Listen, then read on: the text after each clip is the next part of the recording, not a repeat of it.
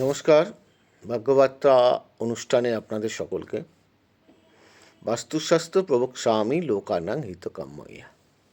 মানে বাস্তুশাস্ত্রটা তৈরি হয়েছে মানুষের ভালো করার জন্য। তো আজকে সম্পত্তি নিয়ে বিভিন্ন রকম সমস্যা ম্যাক্সিমাম বাড়িতে দেখা যায়। সেটা বাড়ির বাস্তু থেকে আসতে পারে। আপনার হরোস্কোপে যদি থাকে মঙ্গল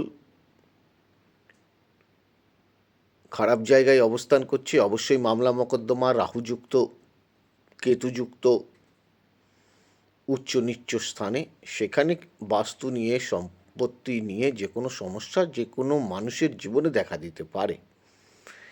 এবার আসা যাক বাস্তুশাস্ত্রের দিকে। বাড়ির দক্ষিণ পশ্চিম দিকে যদি কাটিং থাকে, পিতৃ সম্পত্তি থেকে আপনি নিজে বঞ্চিত হতে পারেন। বাড়ির দক্ষিণ পশ্চিম দিকে যদি জলের বোরিং করেন, সেখানেও কিন্তু সম্পত্তি নিয়ে বঞ্চিত হতে পারেন। সম্পত্তি থেকে শারীরিক ঝামেলা,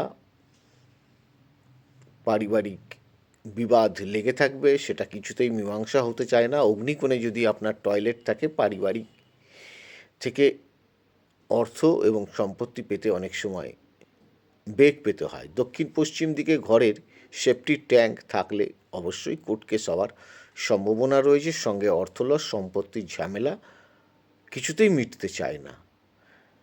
বাকিটা নির্ভর করবে আপনার ঠিকুজি কুষ্টি ডিওবির দশা অন্তর্দশার ওপর, যে কোন সময় আপনি কোন ঝামেলায় পড়বেন।